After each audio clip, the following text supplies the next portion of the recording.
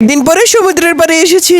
এক মিনিট, বিলুর বাবার সাথে এই মহিলা আবার কে? আজকে তো তোদের দুজনেরই খবর আছে। দাঁড়া শুধু তোরা। আমার সামনে আরেকটা মহিলার সাথে তুই ঘোরাফেরা করবি, এগুলো আমি কখনোই মেনে নিব না। এই খারাপ মহিলা, আগে তোকে পেটাবো আমি। আরে মা তো ওখানে ব্যস্ত আছে, আমি তাড়াতাড়ি করে গাড়ি থেকে অক্সিজেন সিলিন্ডারটা নিয়ে নেই। যতক্ষণ বাবাকে পেটাচ্ছে ততক্ষণ আমি সমুদ্রের ভেতর থেকে ঘুরে আসতে পারবো। এই তো আমি সমুদ্রের অনেক নিচে চলে এসেছি, আর সামনেই তো রয়েছে একটা ডিম। এই ডিমটা আমি বাসায় নিয়ে যাবো। তাড়াতাড়ি করে গাড়িতে বসে পড়ি। তাড়াতাড়ি করে গাড়িতে বসে পড়ো। আমরা এখানে আর এক মুহূর্তও থাকবো না, এখন আমরা বাসায় চলে যাবো। এখন বাসায় চলে যেতেও আমার কোনো আপত্তি নেই, কারণ আমার কাজ তো হয়ে গেছে আর আমরা তো বাসায়ও চলে এসেছি। এই দেখো, ডিম থেকে কত সুন্দর একটা মাছ বের হলো। এটা আমি সুইমিং পুলে ছেড়ে দিব। মাছটার মনে হয় ক্ষুধা লেগেছে। আমি তাড়াতাড়ি করে এই মাংসের টুকরোটা ব্লেন্ডার করে নেই। এখন এই ব্লেন্ডার করা মাংসগুলো মাছকে দিয়ে দেই। আরে বাপরে, ছোট মাছটা কত বড় একটা জলপরি হয়ে গেল। তো আমার বন্ধু হয়েছে।